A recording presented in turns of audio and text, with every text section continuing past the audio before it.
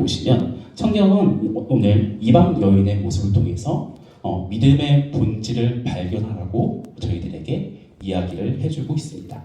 그리고 이를 통해서 예수님의 그 이방 여인을 통해서 저희들과 또 뒤에 있던 그 예수님의 제자들이 과연 너희들이 어떤 믿음을 가지고 세상을 살아가야 되는가라는 것을 이 여인과 이 상황을 통해서 알려주고 싶으셨던 것 같습니다. 그래서 말씀을 다시 한번 보자면 저희가 24절 말씀을 다시 한번 보도록 하겠습니다.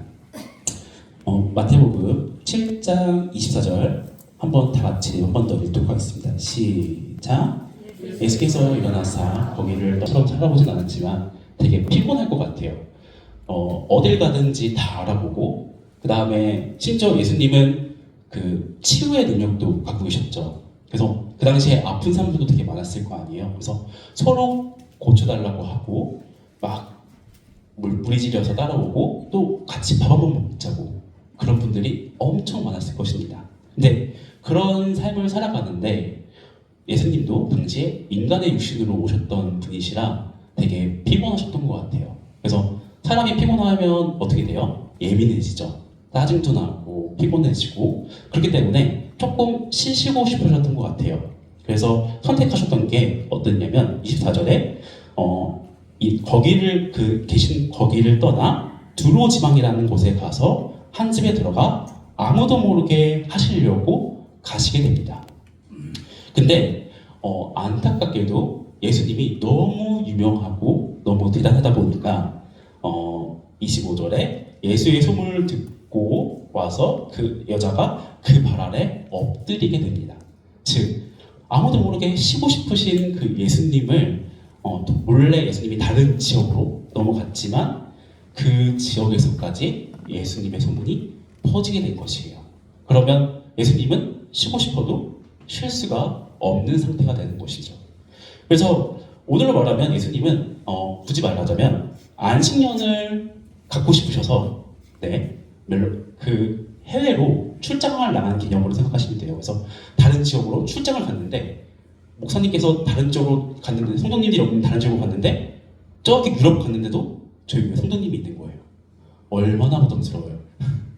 그래서 목사님도 한번 설교 때 얘기를 하셨죠. 가장 무서운 게 비행기에 앉았는데 가만히 있는데 누가 나를 알아보셨을 때 얼마나 무서워요. 저도 가끔 무서울 때가 있습니다. 제가 생긴 건 그렇게 안 생겼지만 점사처럼 생겼잖아요. 그렇죠? 무슨 일 맞다는 생각이죠? 네. 그래서 제가 어디 그 뭔가를 하러 가면 되게 이렇게 막 되게 나름 단정하게 생겨서 뭔가를 하고 있으면 물어봐요. 그 조심스럽게. 누군지 모르겠지만 혹시 교회 다니세요? 그래서 네, 다니죠. 다닐 수 있잖아요. 네, 다닙니다. 혹시 전도사님이신가요? 그러면 아니란 말 못하잖아요. 네, 그때부터 그 자리가 불편해집니다. 막 도망가야 되고 음식도 제대로 안 넘어가고 내가 과연 이 자리에 했던 말들이 좋은 말을 했는가 막 나쁜 말을 하지 않았는가 막 고민을 하게 되는데 예수님도 좀 그런 상태이셨던 것 같아요. 그래서 좀 쉬고 싶으셨는데 쉴 수가 없는 그런 상태에서 이 여인이 찾아가게 된 거예요. 근데 이 여인의 상황도 좀 입장에서 보면 예수님을 찾아갈 수밖에 없던 게 아까 말씀 25절을 보시면 어떤 상태였냐면 본인은 어떤지 모르겠지만 그 여인의 딸이 하나 있었습니다. 근데 그 딸이 어떤 상태였어요? 바로 귀신 들린 상태였던 거예요. 근데 이 여인도 처음에는 그 예수님이랑 서로 이방 관계잖아요. 이방 여자이기 때문에 예수님을 만나기보다는 자기가 노력을 했겠죠. 이 병이 처음엔 이게 무슨 상황인가? 내 딸이 좀 이상한데? 라는 고민을 했을 겁니다. 그러다가 다른 사람들에게 도움도 구해봤을 거고 했지만 귀신은 결국 해결되지 않는 문제죠. 누구만이 해결할 수 있는 거죠? 예수님. 하나님밖에 해결할 수 없는 문제였던 거죠. 그래서 이 여인도 어쩔 수 없이 예수님을 찾아간 거예요. 그래서 이 딸을 가진 이 여인이 어쩔 수 없이 예수님을 찾아갑니다. 근데 예수님은 당시 유대인 사람이잖아요. 근데 이 여인은 유대인 사람이 아닙니다. 그래서 오늘 말씀에서 다시 보시면 26절 말씀을 한번 보시면 이렇게 나와 있습니다. 이 여자에 대해서 간략하게 설명이 나오는데 그 여자는 헬라인이요 수로보닉의 족속이라 라는 그 여자에 대해서 간략하게 나옵니다. 근데 이 간략함만으로도 이 여자에 대해서 설명이 어느 정도 되는 게, 헬라인이라는 말은 결국 헬라 말을 쓰는 이방인, 또 그 뒤에 보면 수로보니게라는 건데 이게 합성어입니다. 그래서 그 합성어라서 수로보니게 족속이라는 말이 나오는데, 수로보니게와 베니게의 합성어, 즉 시리아 쪽에 있는 곳이에요. 그러니까 예수님도 좀 멀리 가셨던 거예요. 한 3km, 6km 걸어서 멀리 가셨는데 거기에 이제 완벽한 이방인 여자가 찾아온 거죠. 유대인이랑 섞인 것도 아니고 완벽한 이방인 여자가 와서 예수님을 굳이 표현하면 민폐를 부린 거예요. 민폐를 부렸어요. 알면서도 간 거예요. 누굴 위해서? 자기 딸을 위해서. 그렇게 찾아가게 됩니다. 근데 심지어는 이 두루 지방이라는 곳이 갈릴리와 좀 붙어있는 지방이에요.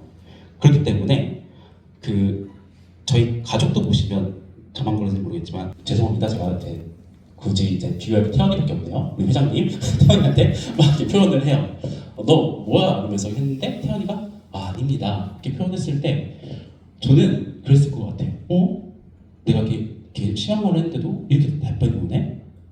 얘 봐라. 라는 표현을 했을 것 같아요. 그러면서 예수님도 그런 마음으로 누구를 봤을 것 같냐면 뒤에 있는 제자들을 봤을 것 같아요. 내가 누군가에게 이렇게 말을 해도 예수님 앞에, 진정한 주님 앞에 나오게 되면 나 자신을 이렇게 낮출 수 있어야 된다 라는 것을 예수님은 이 제자들한테 또는 우리들한테 보여주고 싶으셨던 것 같아요.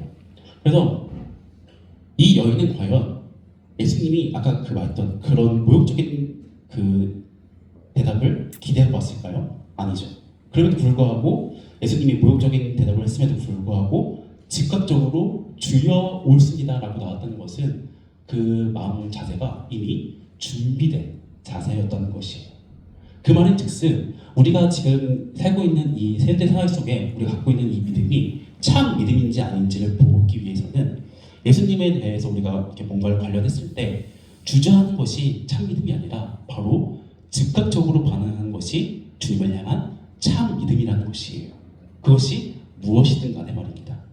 그래서 예수님이 그것을 보면서 이것 봐라 하시면서 바로 뭐라고 말씀하시냐면 29절에 이렇게 말씀하십니다.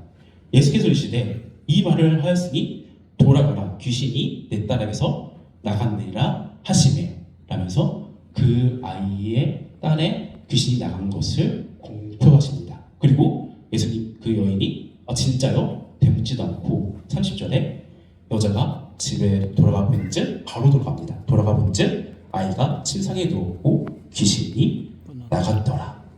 아멘. 이것이 바로 믿음이었던 것이에요. 다른 걸로 막 재단을 하고 어떤 것들을 물어보고 되물어보는 게 아니라 예수님 말씀에 바로 즉각적으로 반응하는 것, 그리고 그 반응에 있어서 내가 높여 있는 게 아니라 하나님 아래에 있는 것, 나의 자존심은 잊지 않은 것, 그것이 바로 오늘 예수님께서는 그것이 참 믿음이라고 말씀하시는 것이죠. 그래서 이를 통해서 우리가 알 수 있는 것은 한 가지입니다. 예수님은 제자들에게 또는 성경은 우리들에게 이 여인의 그 대답을 보여주고 싶으셨던 거예요. 그래서 여인이 대답한 것입니다. 내가 개면 어떻습니까? 부스러기만 먹을 수 있다면, 아이가 낳을 수만 있다면 내가 개라도 괜찮습니다. 내가 개면 어떻습니까?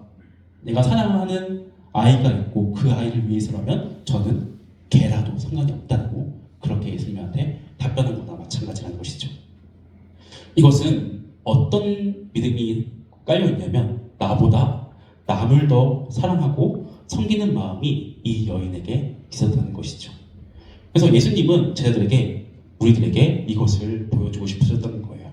그래서 믿음이라는 것은 나 자신을 위해서 하는 게 아니라 남을 위해서, 그리고 그 안에 그런 사랑이 있을 때 참 믿음이라고 말씀하시는 겁니다. 예수님은 믿음이 좋으셨죠. 근데 그 믿음을 보실 때 예수님께서는 자기 자신을 위해 살아가지 않으셨어요. 누굴 위해 돌아가셨냐면 우리를 위해 돌아가셨던 거예요. 즉 남을 위해 희생하셨을 때, 주님의 자녀를 위해 희생하셨을 때 그것을 우리는 그 모습, 믿음을 보고 그것을 닮아가야 한다는 거 얘기를 하는 거죠. 우리는 지금